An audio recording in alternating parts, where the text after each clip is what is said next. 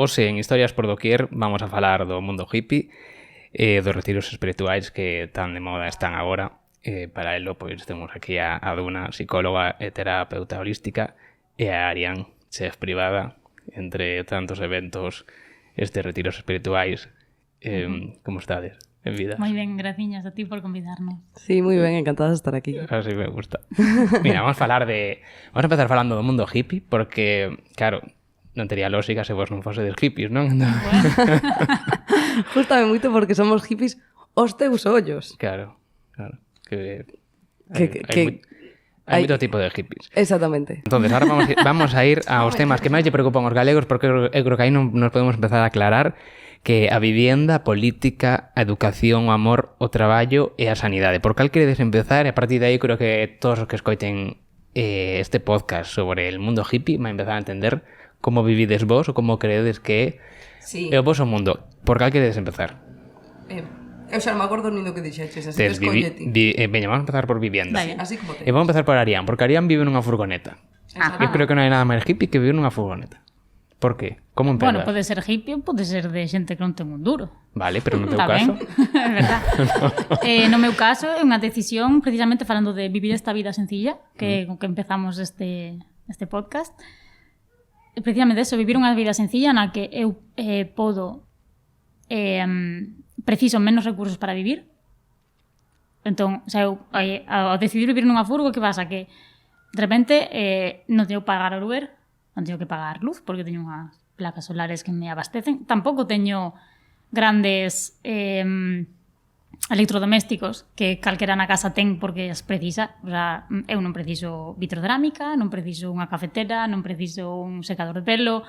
Son cousas que, indo á vida sencilla, eu estou disposta a renunciar porque non son necesidades básicas para min, e a cambio teño todas estas comodidades económicas de que o que eu gaño vai ser para min, non é para pagar cousas que podo obter de gratis. Claro, logo tendo un espacio pequeno como unha furgoneta, tamén ao final non podes ter un montón de cousas. Tens que adaptarte a ese sitio pequeno para que te entra nunha furgoneta. Claro, Entonces, o sea, esto tamén me ocurre, de que igual estou que sei, nun mercadillo, non sei que, artesanías, e vexo roupa preciosa, maravillosa. Digo, ai, pero que non teño sitio. Sí. Entón non compras. O sea, é outra maneira de decir, non podo, o sea, non podo, pero literalmente non podo. Xa non é, ai, é que me gusta moito o método onde que non cabe. Acabou o seu conto. E a mellor ventaxa de vivir nunha furgoneta con respecto a unha casa, a diferencia, cal sería para ti? A parte da económica, que xa está clara, é a versatilidade que ten. De poder moverte e ir para un lado para outro. Sí, o sea, os amenceres e os atardeceres que eu teño visto por aí,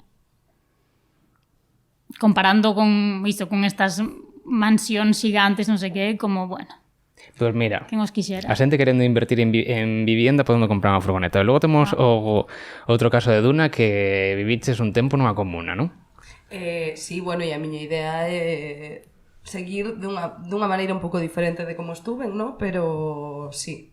O sea, vivir en comunidade e con base agraria, sempre. O sea, son as miñas dúas cousas importantes. Conta má experiencia de vivir nunha comuna a que ti veches.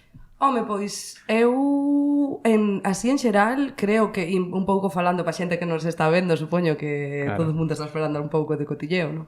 É unha experiencia preciosa, mola mogollón, gustoume muitísimo, tamén tes que ser unha persona que che guste estar con xente, obviamente, pero tamén é super complicado. Porque é un rollo que tú simplemente, tú te mudas ali e no momento que xa estás sacando a primeira braja da mochila, xa o estás notando, sabes? Xa estás notando de que teu espacio é o espacio de todo o mundo.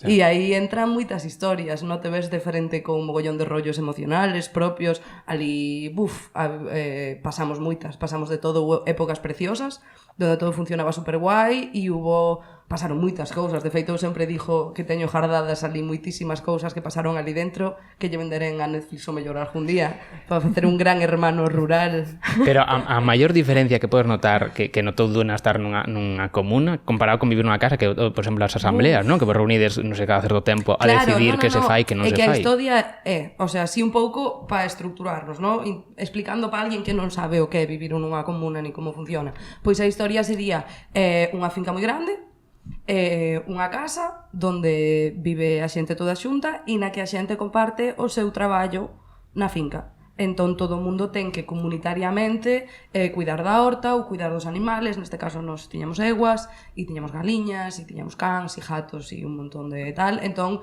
todo o mundo ten que arrimar o ombro para facer todo o que hai que facer, e non só manter a finca limpia e ter de comer e cuidar a horta para ter a comida tal e os animales, sino moitas veces obras, sabes? Porque de repente chove mogollón e co que sea que a chuvia esvara unha tella e hai que subirse o teito e hai que colocar a tella, ou hai que de repente levantar un muro en algún sitio porque caiu a terra para baixo, ou un clásico maravilloso del ayer e de hoy, despertarte a 1 da mañán porque o rejo bota por fora e está entrando agua na casa e en pijama por as botas de goma e portas a char. Pero, a ver, que non é así todos os días. É que a min, iso que me dis, a miña boa fai na súa casa. É dicir, necesito saber, hai un líder, non hai un líder, hai asambleas. No, por Dios. Se alguén non fai nada, o sinto moito, tens que marchar daqui. No, é un rollo, polo menos nos sitios nos que eu vivín e na maneira na que eu entendo, é un rollo asambleario. O sea, eu personalmente non me metería en ningún sitio onde hai un líder.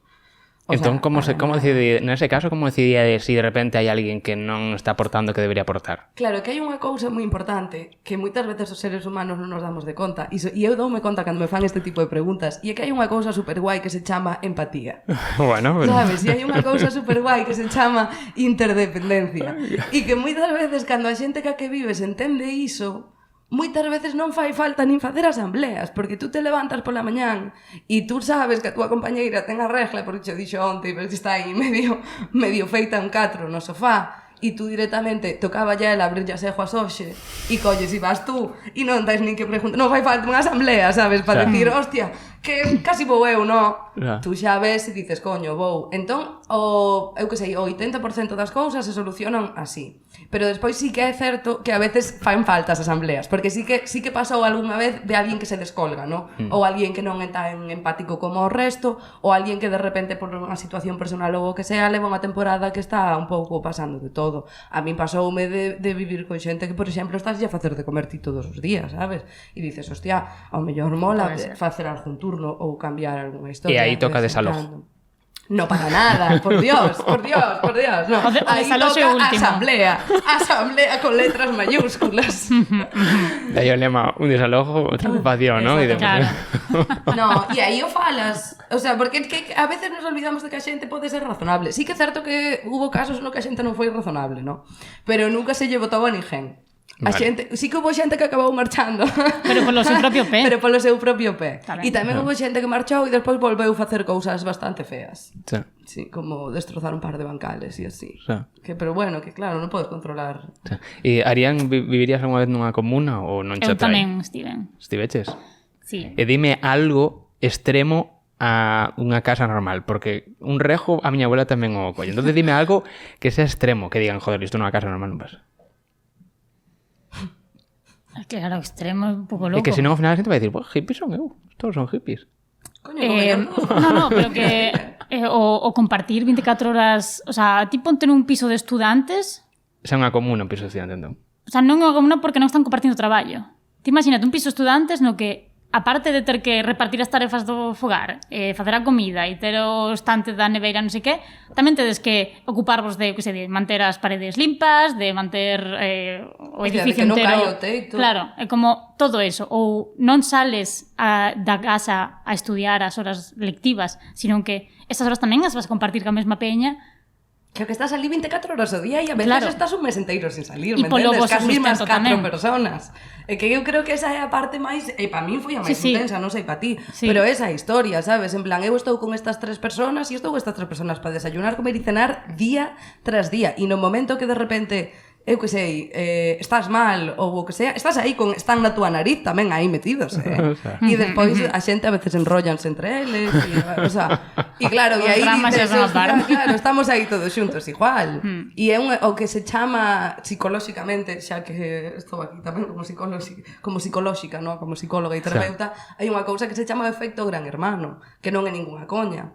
O sea, que cando a xente vive nun sitio, que por eso se fai o programa de Gran Hermano, sempre se fixo, A historia é que tú metes a xente nun sitio cerrado e todo se intensifica e hai como unha disociación a veces da realidade ao estar apartado. Sí que é certo que ninguén te obliga a estar aí metido, sabes? Por Dios, sal a tomar un café, aireate un pouco e faz que as cousas non sexan tan dramáticas. Pero pasan historias moi fora da realidade. O sea, cando a xente se cabrea non é un cabreo así normal. O sea, tú pensas que sí. Home, a min o de que se lían entre eles, hai humedades, comen e cenan todos os días xuntos, soame a piso de estudiantes en Santiago. Claro. Pois non tens nin idea, amigo. Pero sumándolle todo este resto. Sí que é verdad que logo hai cosas fermosas, o sostento entre todos, ese poder sentarse, expresarse, ninguén te vai xuzgar por as túas emocións ou todo este rollo é super bonito e acompañarse e compartir. Sobre todo compartir, ¿no? Sí, o arroupamento. Porque... Eu creo que a diferencia moitas veces entre un piso que compartes piso, estudiantes, que aí ao final compartides todo, non? É dicir, oye, hai este problema, vamos a intentar solucionarlo todos, non? É como, eu comparto unha habitación, pasoume isto. Igual o ves de cando empezo o teu compañeiro, non, neste caso non. Xuntarte pola mañán e dicir, vale, as tarefas de hoxe, hai que levantar este muro, hai que non sei que, vale, nos repartimos, é como hai unha xestión. Non ser tan individualistas, non? Pensar máis no colectivo e no ben de todos, non? Polo lado positivo non é o mismo vivir na mesma casa que alguén, cada un coa súa habitación, que entra e sale e marcha a traballar e fai o que quere, que realmente tú ter un momento baixo e ter como a 4 ou 5 personas que xa están aí, sabes? Que o mellor xa che están facendo un té, xa che están traendo unha manta, che están dando un abrazo, xa tes alguén con quen falar. E o que a mí me gusta de vivir en comunidade e é parte da miña historia é que xuntos somos moitísimo máis, sabes? Un máis un non son dous, é infinito, por non decir outra historia. Sabes, ao final ao punto que podes chegar cando tú no teu día a día estás incluindo toda esa xente e que ademais creo que toca bastantes puntos dos que vamos falar despois, porque para min tamén toca o punto do amor, por exemplo, e dos cartos, e do sustento, e de un montón de historias, non? Porque ao final cando non eres un solo, todos escoitamos o de divide e vencerás, entón que pasa cando non divides? O sea, viven algo parecido en Madrid, cando estuve ali fai uns anos, que sí que facían como que ocupaban un local e aí, pois, o que sabía dar clases de inglés, daba clases de inglés, o que sabía dar clases de conducir, e logo facían como concertos, eventos, e puñan de comer e de beber, e ti pagabas a voluntad, como se querías non pagar nada. Vivas a tiñan un barcito, pois, ao final era como, pois iso, todos se reunían, todos axudaban entre eles, e as necesidades que había se axudaba, ou se había de repente unha familia que non tiña diñeiro, pois se axudaba con comidas, ese tipo de cosas. Que creo que é un pouco a filosofía. Tamén está super interesante ver que cosas boas ou coñecementos ten cada un e valoralos, e que o que é bo en isto o faga, e tamén que nos aprenda o resto. A parte está chula. E eu, por exemplo, así para a maneira de vivir que teño agora a día de hoxe é un pouco unha mistura que para min é super positiva e me parece que é un equilibrio chulo, que compartimos casa, compartimos espazo e finca todo o resto, pero si temos vida fora. Entón, temos toda esta parte de sustento e de acompañamento e tal, pero todas e cada unha de nós temos o noso traballo, temos a nosa vida fora, entón a verdade que por agora está sendo como un equilibrio moi interesante porque non é demasiado intenso, como cando compartes 24 horas con traballo con tal, pero hai todo ese acompañamento e todo esa... Entón, para min é un equilibrio máis interesante. Sí, eu no que estou agora tamén ten ese punto de equilibrio, pero desde outro sitio, que a historia é como cada un coa súa casa, pero todos dentro do mismo pobo e indo a unha, ¿no? Como todos xuntos ca horta, xuntos co que o rollo común, pero que cada un teña a súa casa, ¿no? O seu espazo privado no que estar cando necesita estar solo, porque que ao lado da túa habitación haya 20 personas sempre. E logo que me comentabas que é moi interesante, que as persoas maiores, pois, logo meteros nun centro, pois, cuidalas entre vos, ao final, non? Facer un ciclo onde as persoas que máis necesiten ser axudadas para que logo tamén cando un non necesite, decir, non? Que necesites ser axudado. A moitos niveles, non? Porque tamén este rollo, como que entramos un pouco co rollo da comuna, pero sí que é certo que o vivir desta maneira para min ten moitísimas implicacións, porque incluso a nivel social, non? Que estamos tendo un problema de vivienda enorme como país e como en todas partes, non? Este rollo de alquiler vacacional, están pasando cousas moi locas.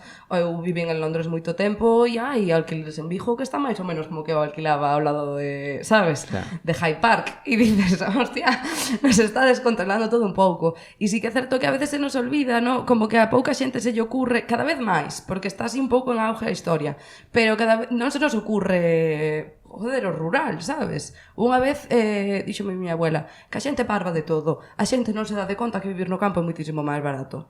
E eu dicíalle, home, claro, e me dice, sí, pero que calquera che axuda, sabes? Tú vives nun campo e chegas ali sin nada, calquera che deixa un jalpón para dormir, ou calquera che dá X de fruta ou che deixa, dicen, mira, esta casa aí de non sei quen que non a usa, podes meterte. E como que sempre che botan un capote. Sin embargo, tú chegas á ciudad sin un duro e a que timbre de que edificio tocas para que che axuden? Sabes? É como... Quen che baixa unha dúcia de ovos? Directamente non se che ocurre ir a preguntar, sabes? Claro. Oye, axúdasme. E como eso, a nivel económico, a nivel, falábamos antes, a nivel de paz, sabes? E de poder vivir un tipo de vida no que necesites menos cousas e no que... E non tanto que necesites menos cousas, que sí, pero eu diría que no meu caso unha das cousas que a mí me parecen moi importantes é ser capaz de proveerte a ti mesmo das cousas que necesitas. Sabes? Non ter que... O sea, para min é un non sei como se dice, un logro, sabes? Se eu consigo proveerme a mí mesma do 89% das cousas que necesito, digo, hostia, sabes? Non estou comprando absolutamente todo, son capaz de xestionarme eu esa necesidade. E aí é onde eu creo que está o rollo guapo. E onde eres máis independiente, e onde tens moita máis libertad, e bueno, creo que a todos os niveles é guai, e creo que se solucionaríamos moitas cousas si realmente fixéramos un pouco éxodo ao rural outra vez, igual que fixemos para as ciudades, pero de volta. Sí. Por favor.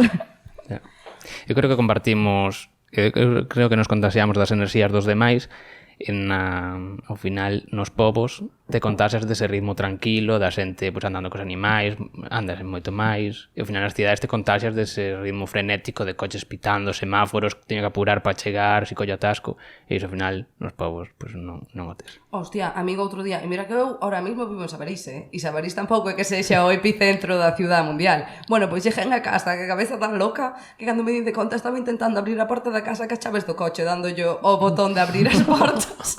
E estuve en un minuto, E despois dun minuto dixen, hostia, eu teño que marchar, eu necesito campo, que isto xa se está desmadrando. Arián, ti que opinas da política? Desde o teu punto de vista. A política é unha cousa necesaria. Que che aporta? Unha cousa necesaria que existe e que fai que a sociedade funcione. A política en sí. Agora, de que queres falar? En xeral, é dicir, non falta que non medes No, entendo. Partidos nin políticos, pero entendo que en xeral si vos aporta algo, se non, se o cambiaríades, si hai unha filosofía de vida que aplicaríades a política, ou en xeral, pois decides, está todo moi corrompido. Está super corrompido. Pero eu, así como son eu, e non sei de por qué, pero teño un pouco a sensación de que non temos moita man. É como, vale, do espazo que me dan, do amplio espectro de opcións que me dan para vivir, porque xa me se están dando, pouco lle era que máis me conveña. Pero non teño tanto esta sensación de, podemos cambiar o mundo. Sí, é gracioso este tema, porque este tema eu e Ari, que bueno, que estén escoitando e non o sepan, somos super amiguísimas de toda a vida desde pequenas, e temos falado deste tema moitas veces, e así como estamos de acordo en mogollón de cousas, no tema da política sempre hai aí unha certa disidencia, así que temos aí... Porque cal é o teu punto de vista? Eu son un pouco máis activista. O sea, eu como que tampouco sinto que eu obviamente vaya a cambiar nada, porque eso sería unha tontería como un mundo de grande, pero sí que me sinto un pouco máis responsable de facer algo, sabes, de como persona que vive aquí, de ter un pouco tal, e sí que é certo que bueno, que tampouco me sinto representada, obviamente, polo que hai hoxe en día. Creo que moi pouca xente, cada vez máis xente non se sinte representada polo que está pasando, non? Porque sí que é certo que cada vez as cousas están máis liadas, na miña opinión, Como que cada vez é máis complicado encontrar información da que te podas fiar ou cousas que realmente digas, hostia, isto é verídico. E creo que cada vez tamén está moito máis mezclado o rollo dos partidos, porque eu recordo fai uns anos que tú mirabas un debate político e ainda decían algo, sabes? Ainda decían, hostia, pues nós queremos facer non sei que. Pois nós non, nos estamos totalmente en contra, nos queremos facer esta outra cousa. E agora tú ves un debate político e só dicen, no, porque tú eres gilipollas, no, tú eres máis, sabes? E realmente en ningún momento os partidos...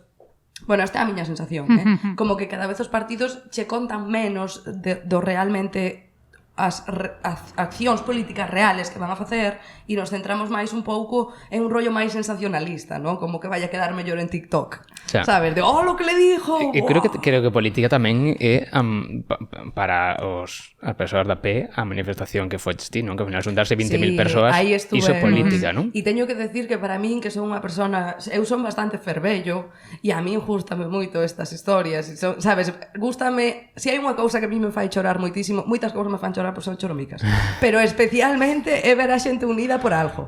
E para min foi verdadeiramente unha cousa moi grande ver as máis de 20.000 persoas que estábamos ali en Palas de Reis o domingo.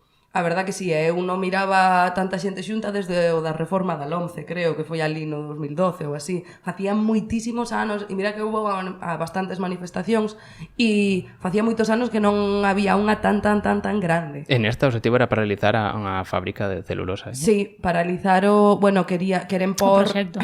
Sí, teño un proxecto de facer unha ciudad... Eu chamolle ciudad, porque eso é grande como a Vigo. Quere meter ali unha celulosa do tamaño de Vigo.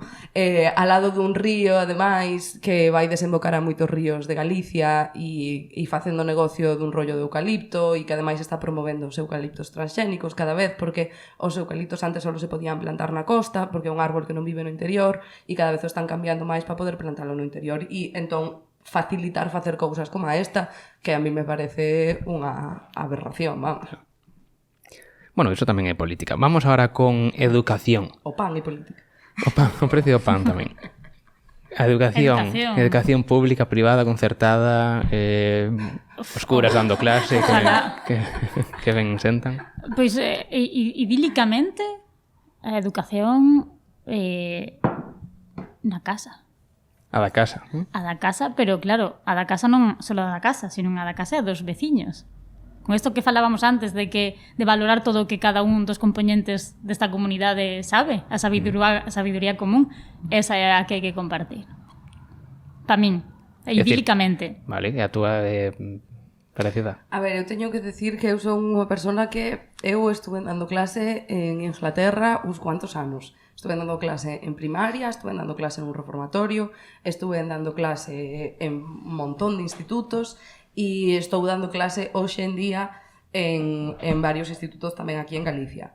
Entón, teño tamén un rollo como moi apegado con estas historias. Sí que creo que estou de acordo con Ari, obviamente, o 100%, e creo que é moi importante e non lle damos valor suficiente hoxe en día o que é a educación que recibes na túa casa, sabes, e o que realmente podes chegar a aprender simplemente na túa casa. Sí que son unha defensora das escolas, o sea, eu no meu mundo perfecto existirían escolas, pero as escolas serían totalmente diferentes do que son as escolas agora, porque realmente así, vou a ser un pouco radical agora, e pareceme realmente unha aberración que sigamos tendo uns sistemas educativos que se decidiron pola época de Napoleón, sabes? O que che quero decir. E obviamente, contestando o que decías antes, pública sempre. Pública sempre. O teu sistema de educación pode ser... Sí, dalle. Me discalé que onde ahora como que ao final se examina aos nenos e no que peor nota sacan é como hai que reforzar para que saque, e non no que mellor nota saca reforzalo, no outro decirlo, bueno, darlle o mínimo para que poida sobrevivir, pero si é bo pintando que pinte, si é bonas matemáticas, darlle ese camiño. Perdón, que vos rompo. Non te preocupes. Rompo con todo, sitio pero, onde vou. Pero non te vai ir moito para lá, cosa este... Sí, sitio onde vou, sitio rompo. Claro, é que isto é unha historia que temos moito hoxe en día, é que queremos que os nenos, e nos últimos anos eu creo que máis noto moito na consulta e nas escolas tamén, que como que queremos que os nenos estén super ben preparados, sabes? Como se fora un Buzz Lightyear, sabes? Quero que fale inglés, pero quero que fale francés tamén, quero que fale italiano, creo que sepa de matemáticas, pero que tamén que toque piano, que sepa bailar, que fale ben, que sexa guapo, que ainda por encima sexa alto, sabes? Digo, home, hai cousiñas que eu que sei, ao mellor ese neno non quere facer todas esas cousas, ¿no? E sí que estou de acordo en, obviamente, en potenciar as habilidades que sexan boas, pero tamén estou de acordo en que me parece que tanto a nivel profesional, que tamén é un tema que vamos a tratar despois, pero todo se lía moito, este rollo da especialización e que temos a educación dunha maneira moi especializada, sabes? E creo que deberíamos traballar dunha maneira máis por proxectos ou por cousas moito máis abertas, porque eu podo estar facendo unha instalación sobre algún rollo de historia de España ou de historia do mundo, e podemos estar pintando uns murales e escribindo unhas poesías e unhas historias que me requiren buscar unha información que vai a mellorar a miña maneira de escribir e a miña maneira de falar e o meu vocabulario, e que vai a estar mellorando o meu coñecemento histórico sobre ese tema, a vez que eu estou pois esculpindo ou pintando, sabes? E entón, de unha vez, en 15 horas, estamos facendo 7 materias, sin ter o neno sentado aí como un poste. Que pobriño, sabes? Entón, sí que creo igual, eu creo en todo holístico, igual que creo na psicología holística, creo na educación holística, creo que se poden facer moitas cousas a vez, e isto é un pouco un engaño que nos meteron, no? De no, si queres aprenderme matemáticas, teñen que ser matemáticas solo. E a nivel neurociencia e de como realmente funciona o cerebro, é unha mentira grande como o mundo, porque realmente se a ti che fan as matemáticas con algo que tú realmente estés usando, e non só matemáticas así como a un número nun papel, sabes? Se realmente, eu que sei, as faz con cartos ou as faz facendo xogos de rol ou calquer historia así, quédase muitísimo máis, está aí, queda grabado, sabes? Porque é algo que realmente ten sentido para ti, non un papel. E aquí eu vou engadir que para min o máis importante de todo é que se fomente a curiosidade. Sempre, porque cando ti queres aprender, porque te apetece, porque dices, Dios, como funciona isto?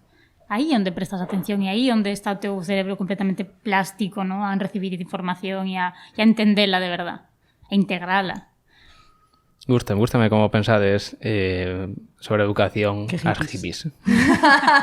Sabía que iba a oír moi hippie. Bueno, vamos co amor. Co amor, tantos aí pendientes del amor. Del amor.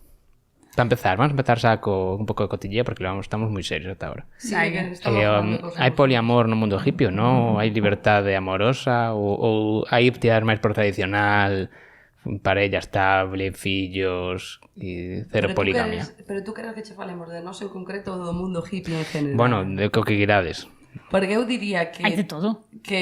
Sí, hai de todo. Pero cando hai de todo é que é o mismo que entón que calquer persoa pero me que non refiro sea que tanto podes atopar unha parella completamente tradicional, incluso, vou decir, machista, porque os hai mogollón de dinámicas que dices de mi vida, e logo podes atopar cousas completamente sin género, vamos a decir, con 5 parellas, con nenos compartidos, hai de todo. Un montón, claro, pero se hubiese unha biblia del mundo hippie, cal credes que sería o amor que encaixaría máis aí? Porque ao final, decir ter unha parella estable para toda a vida, eu creo que o mundo hippie non entraría tanto, senón igual a liberdade de decir, oye, pues, así como se negocia todo, se podría negociar, non? Eu creo que non, Sí que che vou decir así a túa pregunta xeral, que sí que eu creo que o mellor hai moito máis...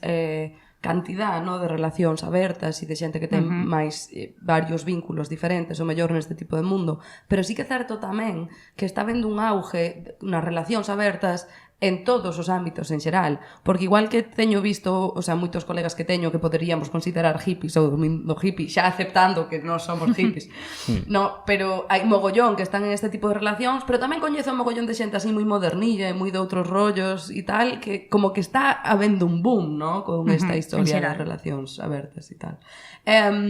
Sí que, o sea, que non é algo intrínseco dos hippies. Sí, creo que está vendo... O sea, o do amor libre non vai por aí. Claro, é que estamos confundindo conceptos e isto era unha historia do que esa cousa que se quedou sin decir. Digo ahora.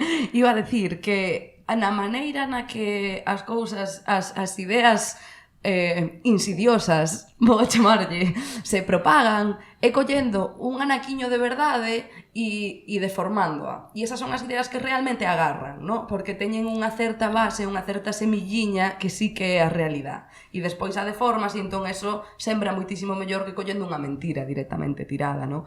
Entón, amor libre sí, amor libre sempre, sabes? Aí sí que estamos a tope e eu entendo que no mundo hippie tamén, obviamente, e en todos os ámbitos. Pero por que pensamos que amor libre é ter un montón de parellas sexuales diferentes? Non, un montón non, pero non ter unha soa, non? Bueno, ou ter 3, por exemplo. E que se tes unha, estamos dándolle un pouco de victoria á Iglesia.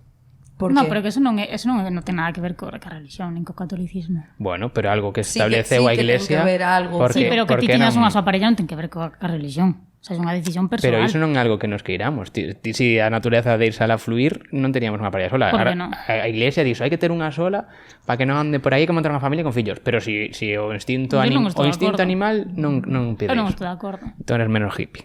No, eu penso que non. Porque que non sabíamos que era un experto el de hipismo. Nos vai evaluar con porcentaje de hipismo final. E creo que todos estivemos en algún momento nunha relación de parella na que queres estar con esa persona e se acabou. E no momento que deixas de querer. Bueno, pero nese punto eres menos hippie, xa está. A tomar polo cu. Hay que pagar caso. Nese punto eres menos hippie. Bueno, iba a decir que respecto a esta historia, sí que é certo que a ver, estábamos dicindo, ¿no? Amor libre equivale a ter máis dunha parella sexual. Sí. Sexan unha, Non ten que ser 100, poden ser dúas ou tres. Ou se como che apetezca, Pero claro, me parece unha maneira, pa min, así por deixar a miña pegadiña un pouco aquí, me parece unha maneira como super simplista e hasta certo un punto un pouco cromañónica de ver estas historias, porque entón estamos como de unha maneira aceptando ou entendendo as historias, no, como si fora a través do sexo. Sabes, en plan, dependendo de con canta xente me acosto, No, eso non. non é o que estás pensando, sino como si me acosto con dúas personas, teño amor libre, pero si solo me acosto con unha non teño amor libre, teño amor pechado, sabes? E entón Non vai por estamos aí. reducindo o amor ao que vai sendo contacto sexual, pero eu ao mellor podo ter unha relación con 3 personas e que sexa o amor menos libre, que te podes botar a cara, e hai outras situacións que creo que podes ter unha relación con unha persona sola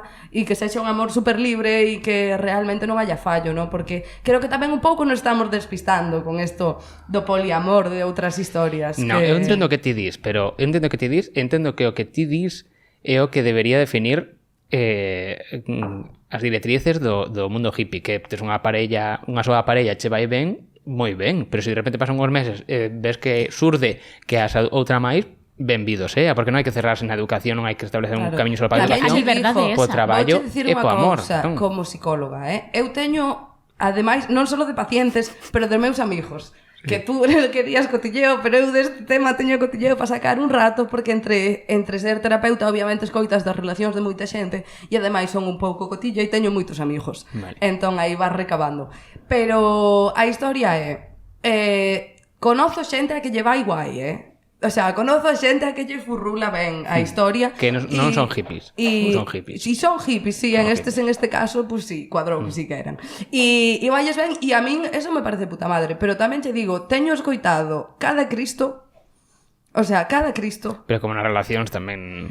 bueno, ou un pouquiño máis a veces, ¿no? Porque tú ao mellor estás con unha persona 5 anos e de repente queredes abrir a relación, ¿no? Isto é un exemplo Claro, así moi sí. aleatorio, ¿no? Como si...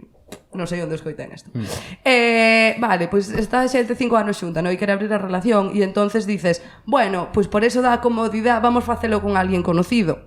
E vamos a ver se temos unha relación de 3. E entón colles un amigo de toda a vida, lévalo pa túa casa e de repente sodes 3. Claro, é que... E eu non sei se a xente que me está escoitando ou tú ou Ari podedes ver onde pode empezar unha problemática con esas historias. Porque de repente hai un Cristo del copón e tú o teu amigo xa non é teu amigo, a tua moza xa non é tua moza e de repente foi todo a tomar por saco. Porque que pasa? Que tamén o enfocamos dunha maneira moi rara. Pois se eu teño unha relación de 5 anos con alguén e meto a alguén novo agora, é obvio que alguén se vai a sentir excluído, porque non é o mismo a relación de 5 anos que teño contigo que con unha persona que acabamos de meter, e obviamente vai ser injusto para alguén, porque non vai a ser igualitario, sabes? Claro. Vai a ser un problema. Entón, ou a persona que entra sabe que vai a ser unha persona un pouco B, sabes? Que vai haber unha persona A e unha persona B, inda que sexa por un determinado tempo, e esa persona debería de estar informada e de acordo con esa historia.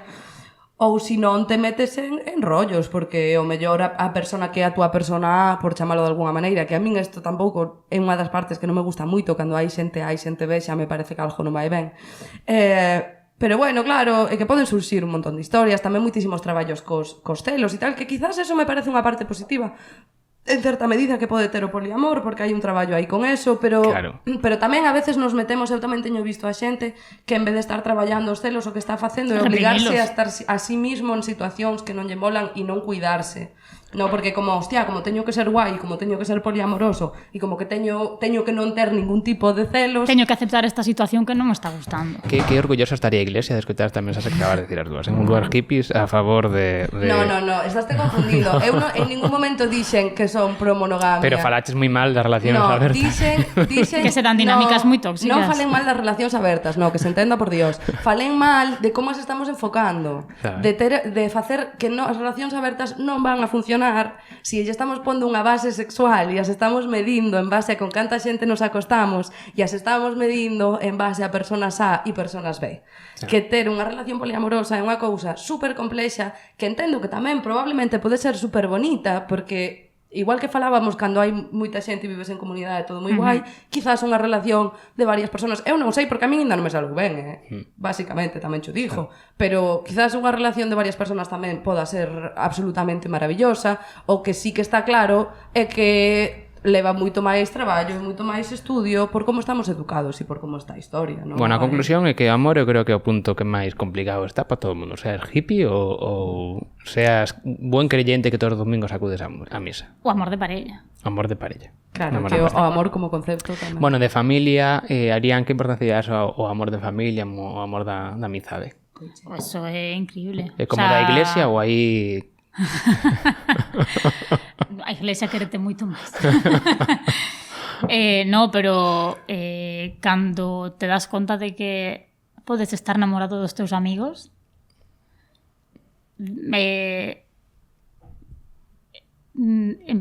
a parella que atopas ou que te xuntas non ven a cubrir necesidades, porque ti xa te sentes en amor con outras personas. Entón a parella que chega a tua vida é realmente para acompañarte. Non é a cubrir unha necesidade de amor, porque xa está cuberta. Entón me parece algo a cultivar enormemente. O sea, cultivar amor entre a tua xente, querer a tua xente, valoralos, darte de conta das persoas increíbles que son de verdad. Entón, e deixarte querer por eles. A amizade sería máis importante para ti porque ao final é algo que ao final a familia non nos collemos, pero as amizades collémolas. Sí. Tería un peso máis importante. A familia hai que aceptala. De querela a ratos. Sí, saber canto tempo, canto espazo lles queres que ocupen na tua vida. Porque hai familias nas que tens que alonxarte, hai familias que están todo o día pegados e está perfecto, pero saber que todas as opciones están ben. Non é que teño que reconciliarme porque iso non é un drama. Bueno, pois a mellor tomar distancia é a mellor opción nese momento. Sí. Dura. ¿Qué? Claro que hai que recordar que Duna eres psicóloga, entendo que todo isto ao final tamén che afectará a ti personalmente e aos pacientes que tratas. Eu estou intentando facer puentear entre o que pode ser a miña opinión personal e as miñas vivencias personales e o que como profesional tamén profeso. Claro, entonces, o amor, habría que polo un 33-33 familia, parella, se hai amistades. Ai, encantaríame. Isto fago eu moito nos institutos. Sí, falamos moito disto. Para min, personalmente, vouche decir, isto vou no primeiro decir personalmente, e psicológicamente tamén, creo que tamén van as dúas a unha neste caso, estás me dicindo entre amor, familia e amigos. No, parella, familia e amigos. Claro, vale. Parella, sí. Parella, claro. Hablar con propiedad. Claro. Parella, familia e amigos, vale. Sí, para min o que sería máis importante de todo serían os amigos.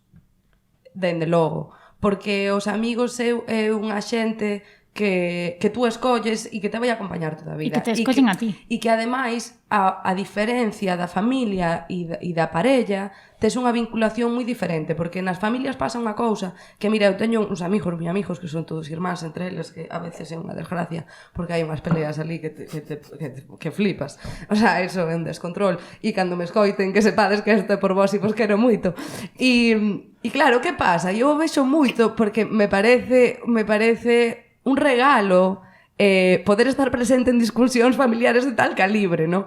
E eu cando estou ali nas discusións e a veces que teño a sorte que isto, que sepades, os que estades vendo isto non pasa nunca, sabes? Estar nunha discusión entre irmáns e que te escoiten sendo unha persona externa Dios mío, sabes? Esto é, entre primos e hermanos non metas las manos. Pois esta xente a veces deixame falar e todo. Home, eres psicóloga tamén, algo terían de ser un pouco espabilados. Pero bueno, ainda así. E eu sempre e a última vez que hubo unha gorda foi as navidades pasadas, que estábamos xuntos en navidades, eu marchén e cando volvín xa estaba ali montada un rollo, non? E eu, escoitándos a eles, dime de contar unha cousa, que na familia é a xente que queres moito, pero que tes moi vista. Entón, que pasa? Quérelos moito, pero non lle o dis. O sea, Sabes? Entón solo lle dis o malo, porque tú xa pensas que hai xente que sí que o fai, no? Hai de todo, pero en xeral paradesvos a pensar, no? Eu normalmente, joder, si teu irmán colleche prestado un pantalón e rompecho, pois dillo, e dislo ademais forte e con ganas. Ahora, se o teu irmán un día colle e eu que sei, limpiache os zapatos, pois dille gracias, e si eso, si cuadras, si que está na habitación en ese momento, e si tal, si non collelos, lévalos e nin te acordas de decirlle nada, no? Porque hai esa historia de dalo por feito. E a veces na parella tamén pode ser que o des por feito ou pode ser que te sintas obligado a todo o contrario. E entón, non escapes moito para lá por si te saes, Todo isto ven a que por eso creo que os amigos en parte son máis importantes, porque son relacións que tú creas por ti mismo, sabes? Son relacións que creas desde un sitio muitísimo máis limpo, porque ca familia xa levas cocendo a túa dinámica con eles moito tempo, e na parella entra en xogo cousas moi íntimas que che fan reaccionar desde un punto moi diferente ao que reaccionas cos amigos, e tomas as cousas dunha forma moi diferente. Entón, realmente, deses tres grupos, a min pareceme que os amigos é o sitio onde tes máis liberdade, e liberdade, es que escollín mal a palabra, no, liberdade no. É un sitio onde te relacionas sin sentirte tan vulnerable como na familia e nas relacións, e che permite estar un pouco máis aberto a certas historias. E eu, como sempre lle digo aos meus nenos, é moi importante para todos os que estedes por aí, consello de psicóloga, para todo o mundo, antiestrés, antidepresión e antiansiedade, todo o mundo debería ter al menos unha persona que a que falar e sentirse vulnerable e falar das súas historias, e esa persona que non comparta sangre con eles nin que se estén acostando con ela. E eso é super importante, e por eso creo que os amigos son o máis importante, porque compartir desa maneira con alguén que non é da túa familia e con que non estás tendo relacións sexuales faiche falar desde un punto moitísimo máis honesto contigo mismo, permíteche ser máis honesto contigo mismo, porque se te estás acostando con esa persona, sempre vas ter medo de non te poder seguir acostando con esa persona, e o mellor non te permite ser tan honesto, tan vulnerable, e se é unha persona da túa familia, o mellor polas dinámicas que hai xa non eres capaz de falar, ou tes medo a causar disgustos generalizados ou outras historias raras. Ou ir a unha psicóloga. Tamén. Hai que darlles de comer. Igualmente tamén creo que ainda que vayas a unha psicóloga ten un amigo ou unha amiga, por favor, que tamén mola reírse a veces. Ainda que, bueno, hai psicólogas que somos bastante graciosas. Bueno, nos queda traballo e sanidade. Veña, vamos con traballo e logo con sanidade. Vale. Traballo, formule má pregunta. Moi sencillo, eu creo que tío representas moi... Bueno, Duna tamén. Traballar o xusto e o mínimo para ter tempo libre, non ter que estar 40 horas todas as semanas, 365 días ao ano, se me apetece parar un mes, paro. Esa é unha filosofía que vos compartides e que a facedes, non? Isto é unha sorte de vida, porque é unha... Sempre yo digo a xente, isto é unha decisión que ven dende decidir ter unha vida máis sencilla. Evidentemente, se eu teño un piso alugado con familia e teño unha serie de gastos... Se os meus gastos mensuales chegan a 1.000 euros, evidentemente eu teño que poder estar ganando polo menos 1.500 ao mes. Búscate a vida para facelo. Cando os meus gastos mensuales, que aquí veo a miña decisión, de igual chegan que 400 euros ao mes, 500 con tal, eu evidentemente podo escoller de que maneira traballar, porque conseguir 500 euros ao mes é moito máis doado. Sí. Entón aí eu me sinto libre de facer co meu tempo o que eu quera. E entón, como podo facer o que eu quera co meu tempo, podo escoller de que quero traballar, porque non teño unha presión, teño que coller calquera traballo, porque teño que pagar todo isto, como, bueno, podo escoller, é verdade, entón, que me gusta facer? Como podo enfocar para que me dé eses 500 euros ao mes que eu teño de base?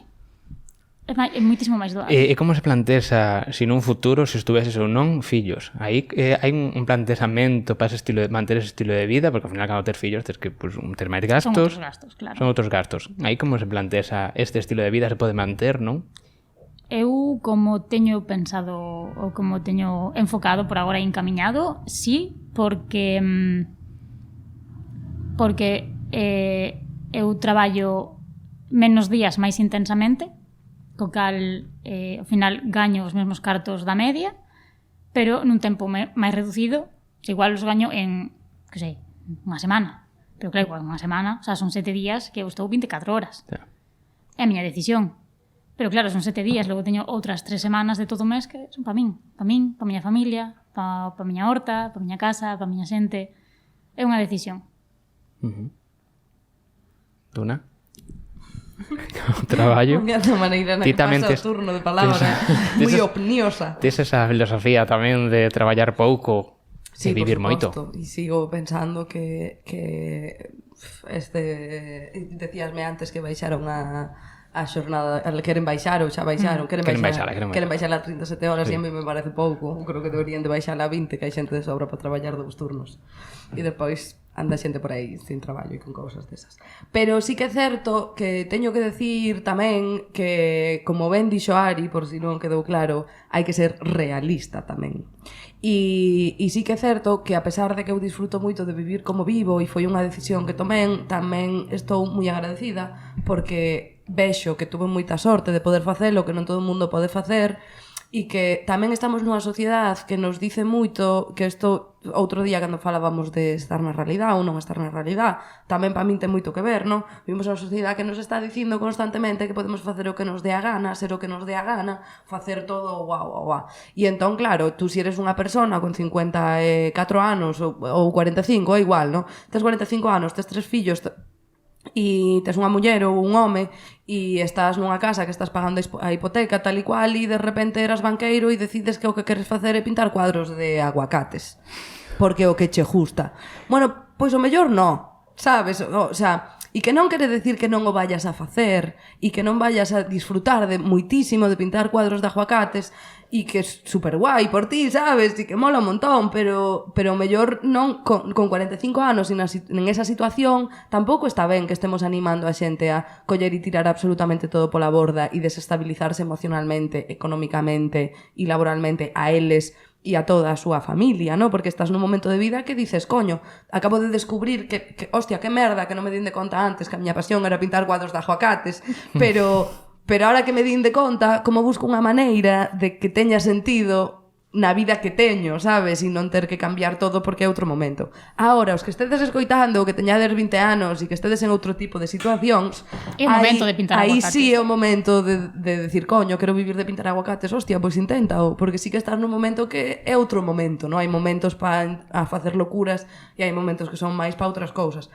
E bueno, sí que disfruto moito da maneira na que traballo, sí que é certo que todo ten un lado bo e un lado malo, non? Porque tú cando traballas como traballamos nós, porque temos traballos moi diferentes, pero traballamos dunha maneira parecida ao nivel de que traballas aquí, tes moitos días libres e de repente traballas un montón deles e nunca sabes moi ben cando vas a traballar e cando non, pero tampouco nunca sabes moi ben cando vas a cobrar e cando non. No, entón é un pouco tú estás cambiando o que é a rutina por unha flexibilidade e unha libertad, pero tamén estás cambiando unha seguridade monetaria mensual por non saber se un mes vas ganar solo 150 euros, e inda que o mes seguinte ganes 4.000. E despois o mellor estás 3 meses sin cobrar nada, ou, sabes? Aí... Perdón, a Joa con Hast. Claro... Entón, tú, cando fas este tipo, sabes, porque a xente a mí moitas veces, cando traballo como traballo, os nenos nos institutos, dime moitas veces, dime, hostia, tú vives de puta madre, e dixenlle, home, pero tamén vivo moito máis preocupada que os que saben o que van a cobrar todos os meses. Entón, para os que estedes pensando en traballar dunha maneira diferente, pois que sepades que eso tamén está aí. Sí que é certo que así un pouco ideolóxicamente e políticamente en xeral, creo que todo o mundo debería de traballar menos horas, porque tamén creo que moitas, como psicóloga, por ser psicóloga tamén, xa que estou aquí nesta entrevista, creo que hai moitos libros sobre este tema, ademais, historia super interesante, xente. Este auge que está vendo en ansiedade, depresión, xente que está tomando ansiolíticos, que si ten TDAH, que si ten tal, todo este auge que está vendo en isto, non é unha casualidade, porque todas estas enfermedades son un produto da maneira que temos de vivir e da maneira na que a sociedade nos está tratando e como nós nos estamos relacionando cas cousas. Entón, se eu son unha persona que a mí me enseñaron, no, que teño que estar super tal ca miña carreira porque teño que chegar a este sitio na miña carreira para cando teña estos anos e todos os días estou traballando 8 horas, despois salo, miña nai estaba traballando 8 horas o día e despois estaba cuidando de meus abuelos os dous que estaban fatal e miña nai chegou a un punto de estrés que casi nin se acordaba das palabras para falar. E entón, tú cando vives así, como de hostia vas a estar ben da cabeza? E logo tamén afecta se do que traballas se gusta. Porque Claro, evidentemente. pero traballa... diña que che guste. O sea, pode ser que che guste, pero que estés tan petao. O sea, Sabes, si estás traballando, o sea, si che gusta moitísimo o teu traballo, pero traballas, bueno, esta raparija traballa a veces 12, 13 e 14 horas o día. pero lle encanta, aguanta perfectamente. Claro, E porque non é todos os días. Claro, pero porque aguanta un tempo, pero imagínate esa xente, imagínate os pobres camareros que traballan en verán que pasan 2 meses traballando 12 horas o día. O dos padrón, din que Hostia, traballan. telos explotados aquí, Dixeron No. que o xefe é un superfonsa. No, vosotros no, estamos moi pouco. Pero digo, é normal, sabes? E a veces dices, hostia, teño depresión, pero párate un pouco a pensar si estás traballando 12 horas o día ou si estás, sabes? Hai factores que... Claro. Pero tamén interfires se che gusta ou non. Eu creo que vos sodes unhas privilexiadas, Sí. eu tamén, pero hai xente que ten que traballar de catopa e moitas horas porque ten fillos, unhas responsabilidades. E Claro, Sí. aquí volvemos ao de antes, o de que depende da tua situación. Claro, e hai moita xente que non... Joder, eu teño colegas moi colegas cercanos que non saben que lles mola. O cal, a mí me parece Me preocupa bastante. desconcertante, sí. Claro. A nivel social é un tema. Normalmente esa xente o que eu teño tamén. Normalmente esa xente o que non lle gusta é traballar. Entón non que non encontren o traballo, non lle gusta traballar. Claro, pero eu penso porque está completamente relacionado traballar con sufrir. Que A tamén, ver, que tamén no. é digno que non lle gusta traballar. Pero que non é verdad. Como, o sea, o traballar é facer cousas. No, pero hai xente que non lle gusta. Facer nada. Sí. O sea, están así como unha ameba. Levantarse, ir a pasear, comer, volver, siesta... Pero eso é... Exacto. Sinto, pero iso é xente que está un pouco deprimida. Porque o natural no ser humano é vitalidade. Pero estamos aquí tres autónomos. Tres autónomos raro que non lle guste traballar. Pero logo hai o vago. O vago A mí non tamén me gusta existe. nada traballar, ¿No? Eu non son como a vos. No, a mí non me meto a mí non me gusta nada traballar. E o que pasa que o que eu fajo non é traballo. Pero se si tuvera que traballar, non me a fajo, Claro. Tamén che dixo que non me cae ningún anillo a fajo, pero gustar non me gusta, xa che dixo agora. Bueno, do traballo. Vamos para sanidade, que senón acabamos mañán. Sanidade. A sanidade, sobre todo, a medicina alternativa e remedios naturais. Cando digo remedios naturais, beber lixivia, usar imáns... Home, creo que non hai ningún remedio natural no que se beba lixivia. Eu Ai, non nos- escoiten aínda deso. Non está tanto. No, se falas do CDS non é o mismo. Eso é outra cousa, aínda non escoiten de nadie que bebera lixivia e vivira, sabes? Pero a ver como entendiche. E se tú conoces a alguén que o faga, por favor, mándame o teléfono porque eu quero saber desa xente que bebe lixivia e vaille ben. Bueno, CDS. Que opinas do CDS? Que opino do CDS? Eu coñezo xente que probou. Sí. Que o probou? E que opinas ti? A xente que probou non lle sentou moi ben, pero probaron porque falaron ben. Eu tamén coñezo a un señor que entrevistei que tamén bebe a primeira orina da mañá. Claro, medicinas alternativas hai moitas, o tema dos imáns, non sei se o rei que se podría ser unha medicina Home, alternativa. sí. Bueno, Depende como uses. Arián, ti usas algunha, gustache algunha? Más que coñezo, son curiosa, probo e poucas veces tiven que acudir á medicina tradicional. Pero cales usaches, cales che funcionaron? Eu de toda a vida acudín á medicina homeopática. E logo miña nai é unha persoa que controla mogollón de diferentes remedios caseiros naturais, pois que se curar unha ferida con pel de cebola ou con arxila verde, cousas como moi da casa, pero valen para todo. E son incluso mellor que cremas e pomadas e movidas que che dan na Aloe farmacia. vera, É máxica. que tamén é verdad que nós vivimos en casas ambas as dúas, porque eu me suscribo totalmente ao que está dicindo Ari. Nas nosas casas non hai ibuprofenos, sabes? En plan, vivimos que xa de sempre sitios onde se prioriza un saber popular de de usar as plantas, de usar arxila, de usar historias, e non historias super estrambóticas como se pensa a xente, sabes, que isto vai a ser así unha terapia super tal, pum, pam. Non, moitas veces é facer unha manzanilla, e se tes jases botaslle un pouco de anís, sabes? O sea que moitas veces son historias así. E sí que eu tamén por aí coa homeopatía e con estas cousas, sí que xa que sacaches o das terapias oxidativas, gustaríame decir que en xeral, referente á medicina alternativa, sí que é certo que non temos unha maneira de velo e non nos planteamos certas historias, non? Entón eu diría, tanto para ti como para todo o mundo que nos este escoitando, claro, que non este amijado con este tipo de prácticas. Eu diríalle, mira, pensa, hai unha cousa, en China a xente, antiguamente a xente en China o que facía era pagaba o médico todos os meses e deixaba de pagarlle cando estaba enfermo. Entón o médico cobraba se tú estabas sano. Entón o médico carallo si espabilaba o cu. E ese médico usaba moitas destas tipos de historias, sabes? De plantas, de homeopatía, de historias así. Acupuntura tamén, non? Claro, un mogollón de historias Medicina desas. china, Que pasa? xeral, que moi ampla. Pensar, cando vexades este tipo de historias e vos falen da homeopatía e a xente se pontola con isto, porque es como, Dios mío, como me va a curar un agua con azúcar? Bueno, non é agua con azúcar, non? Pero cada xente di.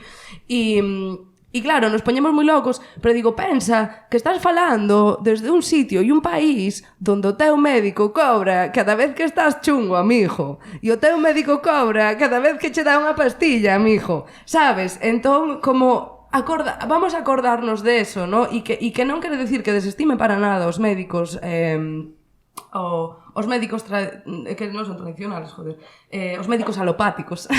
Non os desestimo os médicos alopáticos, de feito eu vou poucas veces, tampouco non che vou a mentir, pero se o necesito vou e agradezo moito cando vou que estén ali e que se rompo un brazo teñan ali serras desas para cortar e pejar e facer cousas desas. Eu de feito fai 2 anos estuve dando clases de TFG a un montón de enfermeras que están agora aquí en Vigo traballando e super amiga delas e genial, ¿no? Pero sí que aconsello abrir un pouco as miras e ver quen che está dicindo que cousa, porque obviamente se unha persona lle interesa económicamente contarche unha parte da historia, pois que che vai a dicir, non?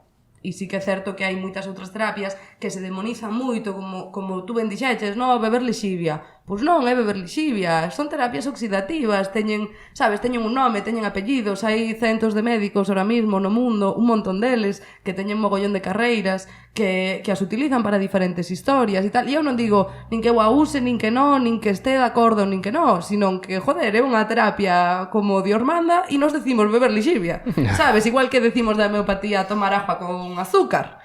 Sabes, que a veces falamos de cousas que non sabemos nin de que hostia estamos. Azúcar é malísimo. Para rematar ca sanidade, a última pregunta. Vacinas sí ou vacinas non? Eu estou sin vacinar. Sin vacinar. De ninguna. E nunca te vacinarías nin para ir a África, nin... Eso é un temazo para min. De feito, así o dis, e eu pouco falaba con amigos e digo, é un tema, porque non quero facelo. Tampouco é obligatorio, non? O si, Pero para viaxar, sí. É como, non sei no momento dado que me pesaría máis. Si a viaxe ou meterme esta historia no corpo. Quer dicir, teño 30 anos, non me enfermen de nada raro jamás de la vida nunca, resfriados contados e, bueno, miña tomo a decisión de non vacinarme de nada. Vale. E aí estou. Ti estás vacinada? Eu creo que cada un debería de decidir por sí mismo. Vale. E non, o sea, non che vou a decir, máis que nada porque eu son unha persoa que teño unha certa profesión en concreto e que cando temos este tipo de profesións moitas veces a xente se apoia en ti para que decida sobre a súa vida e como que o que tú fas ou non fas o toman como un exemplo das historias. E a pesar de que eu cos meus pacientes defendo moito que eso non é así, porque, joder, son unha persona normal e eu tamén teño errores e cousas, pero non me... E moita xente me preguntou, pacientes me preguntaron, amigos como que confían en mí, rollo, hostia, cando teño un problema pregunto a Duna, e é como, Duna, tú que fixeches? E como eu non quero esa responsabilidade na miña espalda, nin todo eso, pois creo que que é un tema que en estos aspectos desta maneira creo que cada un ten que... Pero non entendín, non queres dicilo ou non te vacinaches? No, que non quero dicilo. Ah, vale, Non vale, quero vale. dicilo, Vale. o sea, o que eu fixera ou non fixera. Pola suxestión. Pola suxestión que se vai provocar en outras persoas. Vale. O de habelo feito ou non. Sí que Vale. é certo que, obviamente, son unha persona que aboga totalmente polos rollos naturales e iso está claro, en calquer caso. O sea, E sobre todo pola liberdade. Sí, e teño que decir, ademais, xa que estamos falando de sanidade, porque, como dixen antes, son un pouco reactiva, para os que non o sepan, está a punto de salir unha reforma de sanidade que a maior parte de xente non sabe que vai a salir, e que ao mellor, como vos lo dixo eu, que levamos toda esta conversación dicindo que son hippies, xa non vos entra por, sabes, por donde ten que entrar, pero vou a decir que independentemente se eres de dereitas ou se eres de esquerdas, ou se te queres vacunar ou se non te queres vacunar, se estás a favor ou se estás en contra, esta reforma en sanidade o que vai a promover é acortar os tempos de comercialización dos farmacéuticos, que creo que eso é algo que ninguén quere, sabes, penses o que penses políticamente ou a nivel vacinas, tamén se vai a promover unha historia que quere decir que cando tú compras medicamentos de outro país ou comprarllos, estás aceptando que ese país ten as mesmas condicións de sanidade que España, sin que pase por ningún tipo de control sanitario a maiores, e eso creo que tamén ninguén o quere.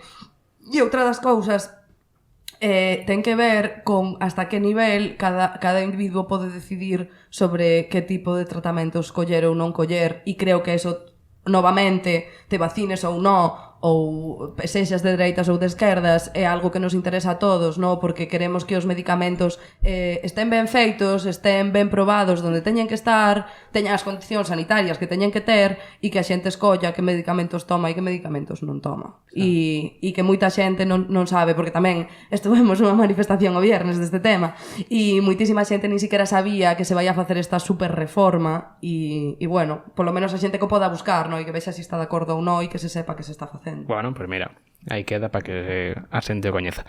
Bueno, vámonos a co retiros espirituais, que, como decía antes Arián, cada vez está máis de moda. A que hai que resumir, Pues non... Dale, vamos a intentalo. xa nos vamos de tempo. Bueno,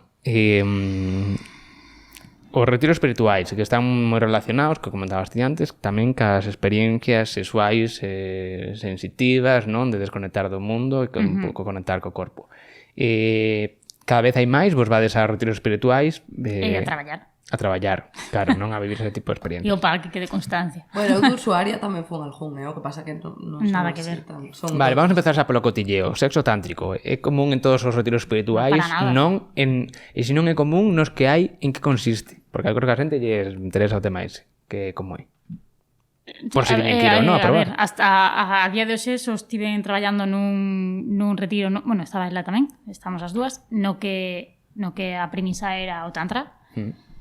O tantra entendido como estas dúas persoas que o estaban facilitando o entenderon, que dista moito da filosofía original.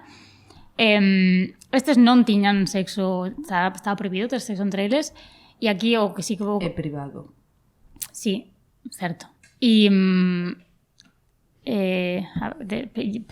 perdíme. É dicir, non tiveron, é dicir, había sexo tántrico entre eles, non había privado nin contacto físico no sexo, pero non había. O que había e o que creo que está ocurrindo e por eso este auxe tan grande é que se está ofrecendo un espazo, entre comillas, seguro, onde podes expresar as túas máis extrañas, incluso escuras necesidades ou gustos, que aquí me parece un pouco peligroso. Entón, o sea, como eu o vexo dende fora e dende dentro moitas veces, porque me toca estar aí, cuidado, porque se están confundindo cousas que non son sanas, e igual ti te apuntas a un retiro para desconectar, para un pouco atoparte contigo, e de repente te atopas con que a persoa que te está facilitando este retiro te está dicindo que, eu que sei, que un trauma que tes de neno relacionado pois con un abuso, que bueno, que si a día de hoxe ti tes que abrazalo dende un lugar de disfrutar, me parece moi perigoso, e isto ocurre. O sea, e para unha persoa que non teña nin idea dun retiro espiritual, nin do tantra, nin do sexo tántrico, que é o tantra? E cando se añade a palabra sexo diante, que se añade a ese tantra, a esa experiencia que ti viches de ali? Sí. Vale, mira, para empezar, así para aclarar conceptos, porque cotilleo sí, pero que a xente... Claro, eu quero saber a definición e logo contades anécdotas, que si non se van a enterar de nada. Claro, para empezar, retiro espiritual igual a sexo tántrico, xente tendo experiencias sexuales? No, claro. para nada. O sea, a maior parte dos retiros espirituales non teñen absolutamente ningún componente sexual, nin van por ese rollo, para nada. Existen retiros espirituales basados no tantra ou basados en rollos sexuales que realmente son vos e se traballan traumas sexuales e historias así de puta madre? Sí, existen. O que nos tocou a nós foi o peor probablemente da historia? Tamén, sabes? Porque nós a xente que fomos, se existe un libro do tantra, non o leeron, e o que leeron mal. Vale, entón, despois, quedado claro eso, sabes? Estamos falando desta xente en concreto, desta historia en concreto, que non é representativa e tal, pero foi o que pasou en esta ocasión, e é a ter en conta como algo que pode pasar. Non pasa sempre, pero pode pasar. Vale, en que estábamos? Que o tantra, vale. A historia é... Nós temos unha manía moi grande de traer cousas de outros sitios e occidentalizalas e despois creernos que no seu origen era como nós o percibimos adaptado á nosa sociedade. Entón, pois, o tantra é unha filosofía, e que eu non son ninguna experta de tantra, xa che vou a dar aquí 4 cousas así moi para toda a familia, para que todos podamos entender máis ou menos do que estamos falando, pero eu tampouco teño a maior idea, non?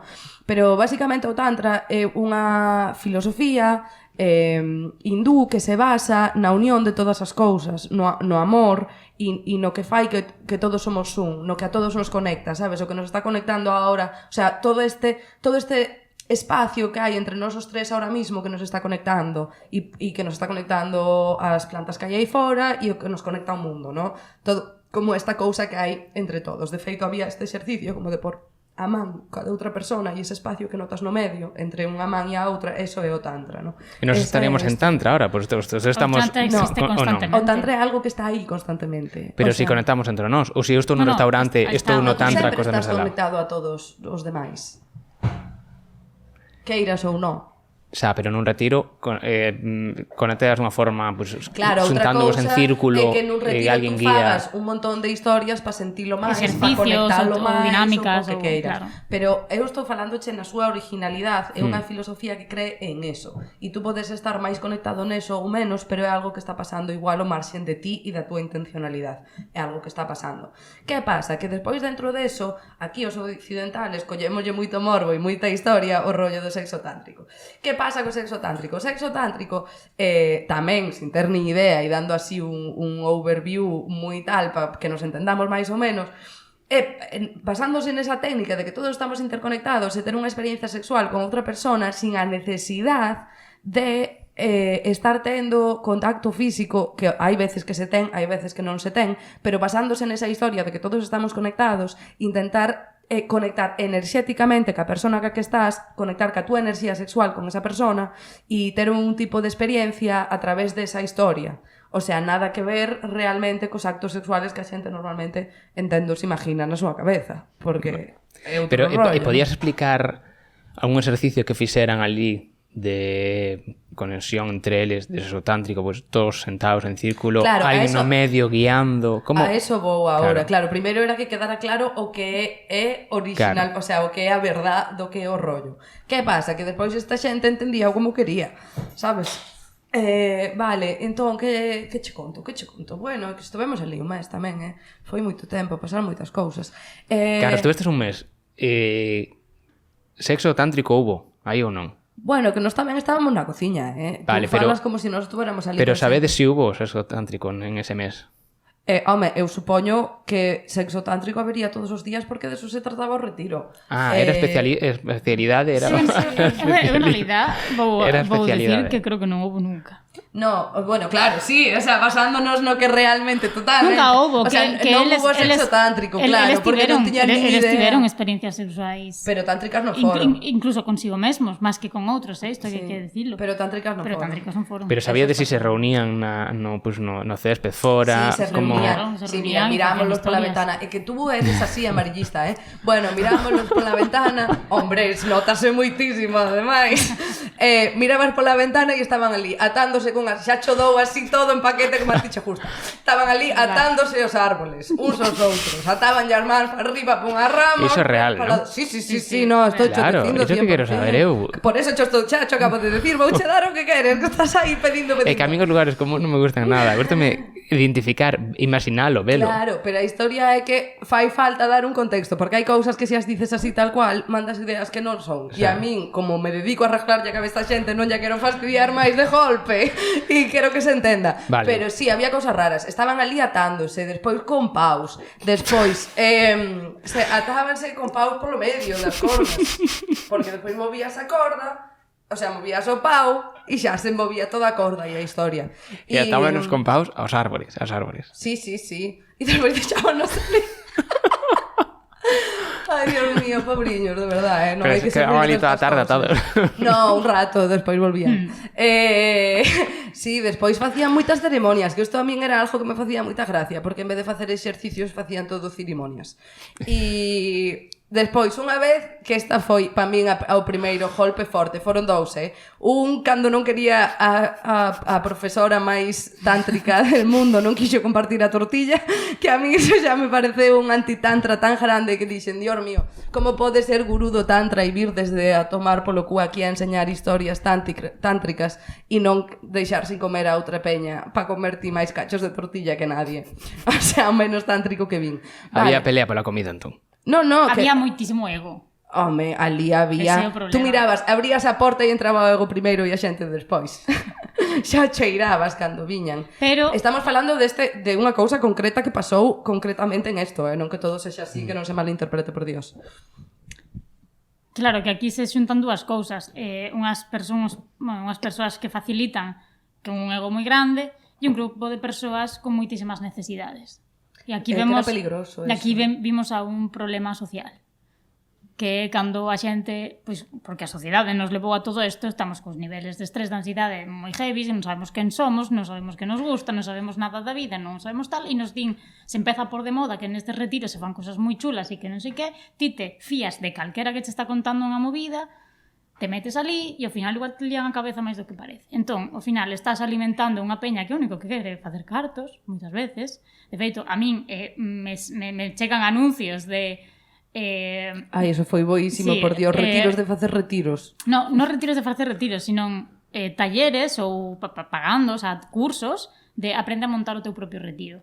É como, ti, Adrián, dono de Os Padróns, vou facer un retiro. Vou aprender a facer retiros porque vou facer retiros sobre, que sei, aliñar hamburguesas. Sí. Vamos a ver.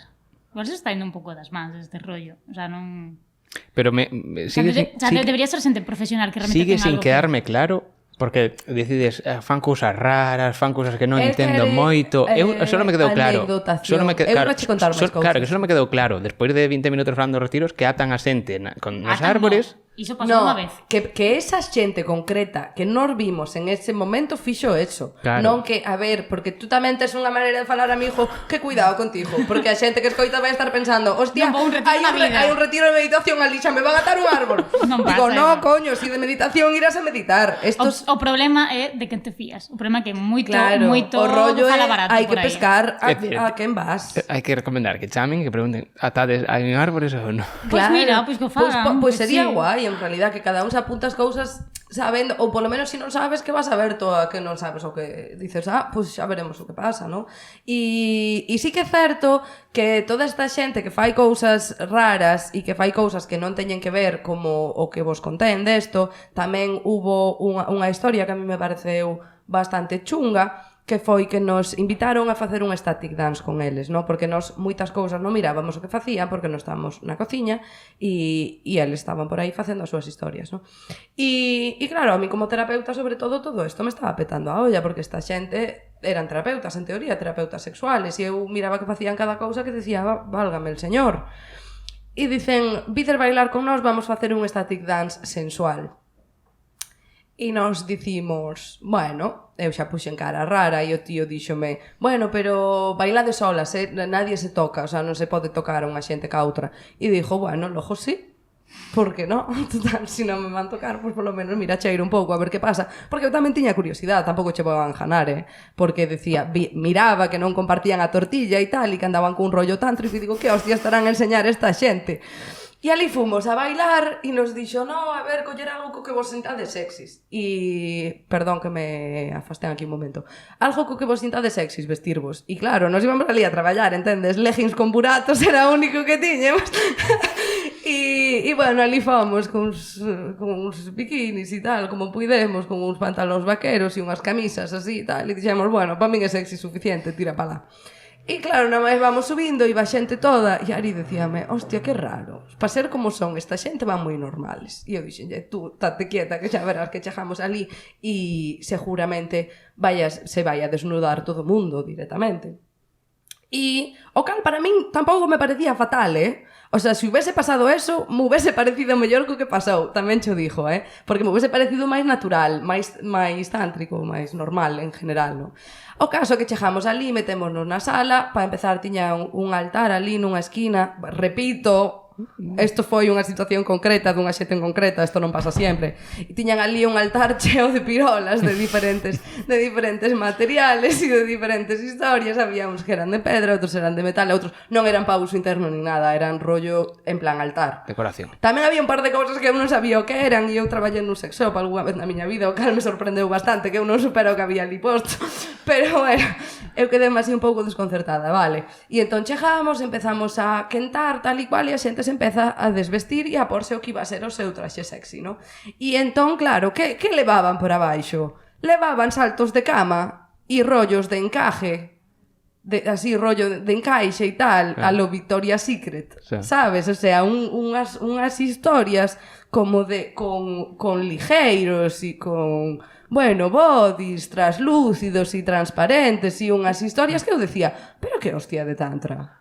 Pero a que estamos aquí? Isto é unha historia rarísima. Claro, porque eu me esperaba moitas, sabes? Porque se tú estás falando da tua sexualidade, cando tú empezas a ver, eu como terapeuta, empezas a ver que o rollo tira por unha sexualidade moi sesgada de xénero, moi machista, con un rollo un pouco invasivo e incluso unha sexualidade agresiva, pois empezas a ver que o mellor é un pouco raro ese tipo de curso que están facendo.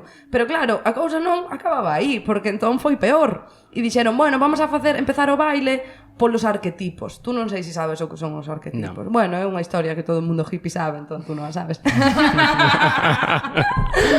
No, son... Pero bueno, son unhas tipoloxías que hai, non? Como hai arquetipos de muller, arquetipos de home, como diferentes tipos de tal. E eu no momento que dixo eso, dixen, bueno, mira, pois non será tan mal, sabes? Si polo menos ten un sentido. E entón empezamos a bailar, que si non sei que é o arquetipo da virgen, e dixen, bueno, un pouco raro chamalo así, pero bueno, ainda non me cae tan mal. Segundo era o arquetipo da doncella, que tampouco non me caeu tan mal, pero despois cando chegamos o terceiro, ali a raparija vestida co seu rollo de encaixe e o seu micrófono así posto en plan Britney Spears, vai e dice, ponse no medio e dice, ahora vamos, falaban en inglés, dice, ahora vamos co arquetipo da puta que busca atención.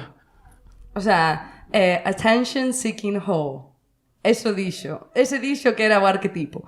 E nada máis soltou iso pola boca, aquela, co micrófono do Britney Spears, eu din a volta, casi parto o cuello, miro pa Ari e dixo, hostia, xa sacaron, xa se destapou todo. Eu no momento que escoitei eso dixen, a la mierda. Xa está, o sea, todo o que viña sospeitando e que me viña quedando claro, aí como foi como un sello xa en... E que pasou, marchaste, quedaste?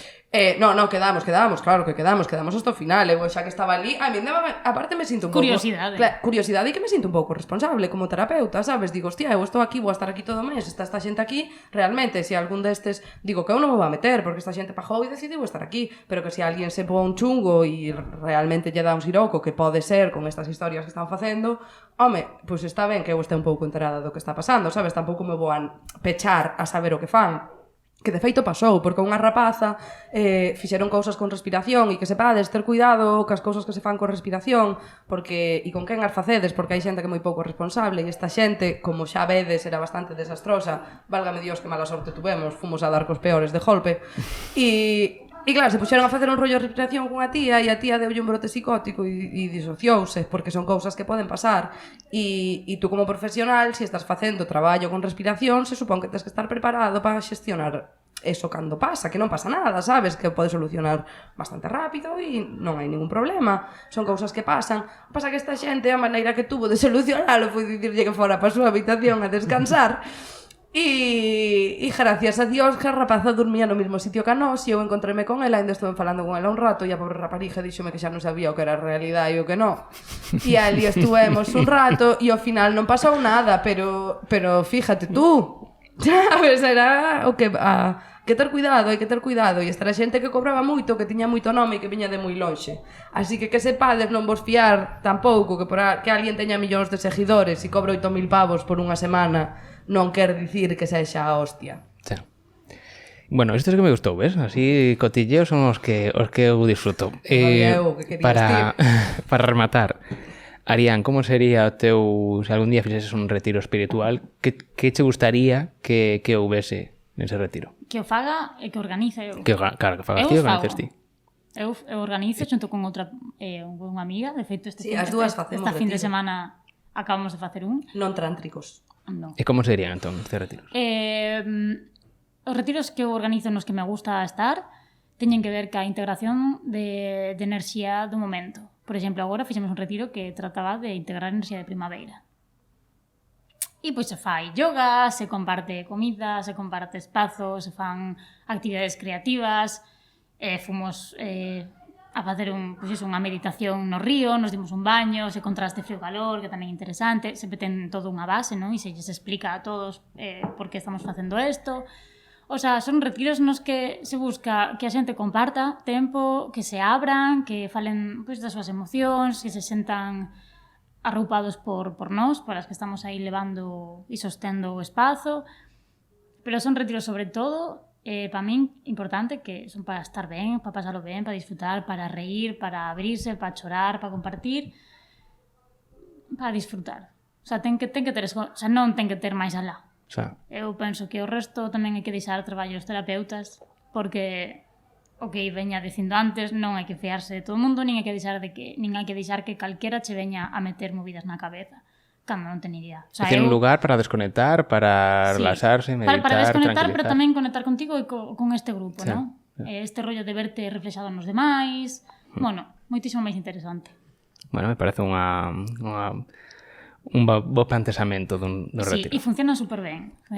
E ás veces parece que non, pero faz moito máis traballo ti indo a un retiro así, moito máis tranqui, onde te sientes cómodo e tal, que indo a un rollo destes super profundo, o que te venden que vai ser super profundo, non sei que logo quizáis pues, esta xente non controla tanto como di que controla, e ti te vas con un lío na cabeza increíble.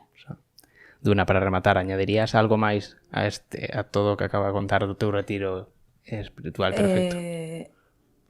Home, sí, é que ahora mismo antes traballábamos xuntas bastante, ahora mismo xa non estamos traballando tanto xuntas.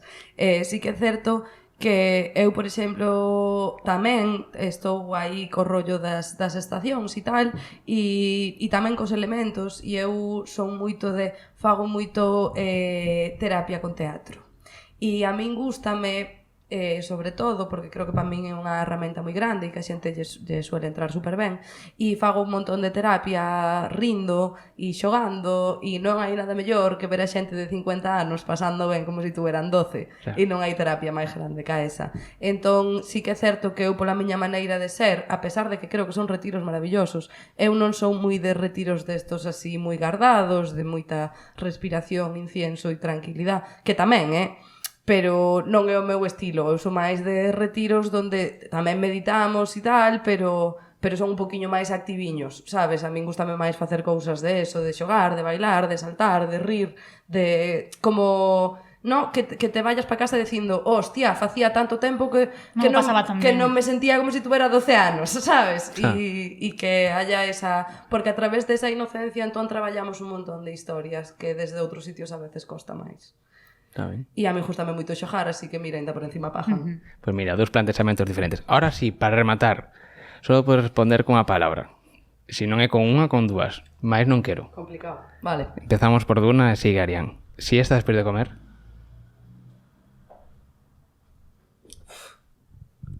Si No. Non. Non. Non. Se podeses comer un alimento todos os días, cal sería? En plan, pa siempre? Todos os días. Se podeses comerlo todos os días. O Oh. teu alimento preferido. Home, que eu vou dicir un, pero está moi feo, Eu sería panceta. Panceta. Si non morrera sería panceta. Vou a ser moi sincera. Eu non sei. Inda que o aguacate tamén me gusta moito, pero... Vale, solo sirve unha palabra. Adición a algún alimento? Panceta. Panceta. A min a costilla salada. Hostia, exactamente. Restaurante galego que máis che guste? Sirve taberna ou furancho? Sobre pelotas, os padróns. Os padrón. Pois iba a decir o... Ai, Terrae. no, coño, o furancho de ida baixo a tua casa. Hostia, furancho de baixo a miña casa. Furancho non, joder, o mariñeiro, que non me sai o nome. O bucanero. Eso. O caneiro. Aí, Vale. aí. O bucanero tamén. Cómese. Supermercado de confianza. Supermercado de confianza, árbore, cooperativas, demais cooperativas de ecolóxico de Vigo. Así me gusta. A miña querida Noelia da Praza, que Hostias. leva a verdura da casa, maravillosa e increíble. Vale, un produto que se empreasa na tua neveira. Na miña, a ver, Dios, me pillas moi desprevenida aquí ahora. Salsa de soya, sin gluten. Vale, Na miña neveira sempre hai algún queixo de cabro de ovella. perfecto. Que almorzas? Ahora mismo, é que me pillas nun momento raro, 2 huevos revoltos, un aguacate aliñado e un pouco de yogur de coco con almendras. Vale, e ti? Eu ou ben vou por tostadas con aguacate ou vou por un porridge de arroz con froita e demais. Está ben. Cando tes antoso, que comes? Panceta. A resposta a todas as preguntas. Panceta para todo. Eso é o que comería se non supese que está Antoso, fatal antoso comer gocho, iso. que digas algo gocho, con azúcar, chocolate, donuts, unha Pois pasta e eu me algo. vou a dúas, ou ben chocolate ou ben unhas patatillas. Patatillas, Ai, ti panceta. Un carrot cake. Carrot Ou panceta, panceta Vale. tamén. Non che dixo que non. E ingrediente preferido para cociñar? Que se non cociñas, porque che gusta que sempre leva. Ai, a fariña esa sin gluten que compramos, como se chama esa xente? Vamos a facerlle unha publicidade. La grana ecológica. La grana ecológica, a mellor fariña sin gluten a mí salvaron a Sí? vida. Hostia, eu que non podo comer gluten, con iso fago donuts, fago churros, fago Perfecto. pizzas, de todo. O teu? E cal era a pregunta? Ingrediente preferido para cociñar? Especias. Non te sei Especias. decir cal. O sea, o pimentón, a cúrcuma, Vale. especias. Plato galego preferido? Plato galego, hostia, un caldo de grelos. Sí? E aparte non solo galego, sino que é o meu favorito en general. Tomo hasta para desayunar, así todo. Con panceta. E non o digo de coña, E con panceta, Me ¿no? desperto pola mañán e hai caldo, tomo. Vale. Eu como prato galego tamén. Sí? O caldo. Bebida para acompañar unha comida? Agua. Eu trato de non beber na comida. Nada. Ai, somos aburridas de... 12 ou salgado? Panceta. Que claro. No, probablemente sí que é certo que son máis de 12, teño moita adicción co 12, pero despois de comer así moita mierda 12, despois sempre me apetece unha empanadilla. Sí. Claro. Así de atún ou algo. Eu depende moito. O atracón ás veces vende chocolate e ás veces vende patatillas. Vale. Está ben. Duna, se non fose psicóloga, que sería? Pois actriz que a miña outra... Non, algo que non sesas. Algo que non sexa. Claro, se non foses nada con traballaches. Sería ou electricista que é moi socorrido ou carpinteira, creo. Váleme. Hostia. E Alián se non fose cociñeira? Uf, é que igual profe. Profe, de la vida, No, de artes. de arte. Igual sería o meu. Claro, que eu cousa. como teño tantas profesións xa non podo escoller ninguna, ni profe, ni actriz, ni Pois nada, ata aquí, Falamos de mundo hippie, que é un mundo moi interesante, aprendimos moito. Aprendimos que ten que ver moito ca iglesia tamén, tiene aí su toquecito, que me gustou. Meteron a man en todo, Pero macho. A iglesia está en todo, mira É que está en todo. Eu nunca pensei que a iglesia chegara ata aí, Eres peor que falar por New York Times. Hai que ter un cuidado cos titulares, A chaval. iglesia, mira, eso voy a decir, la iglesia en el mundo hippie, o sea, me sirve. E bueno, de retiros espirituais, que sabemos que os atan en árbores e logo danlle con paus, Sempre. Sempre. O primeiro que fan o chejar. que é o ingrediente preferido de Duna e a panceta. Quedou clarísimo. E que Arián parece vegana, pero come carne, peixe e todo o que lle den. Cando me dá gana porque son unha persoa libre. Exactamente. Bueno, despedirvos. Tedes unha frase para despedirvos, que xa non falo máis. Hostia, que digo, bueno, pois moitísimas gracias por escoitarme, que sei que a veces parece que estou así un pouco tola e tal, pero de verdad que hai cousas que sei do que falo, E encantada de estar aquí con vos e encantada da vida, en realidad, para siempre, jamás. Que graciñas a ti por ternos aquí un día máis e que me gusta falar de cousas tan interesantes, ás veces tan banais, pero que é Sí. importante ponlas no sitio. Amor, sí, claro que sí, sempre, para todo. Con justo e con ganas. Perfecto. De que sí. Bueno, creo que colou que son hippies. Historias por doquier, con Adrián Barreiro.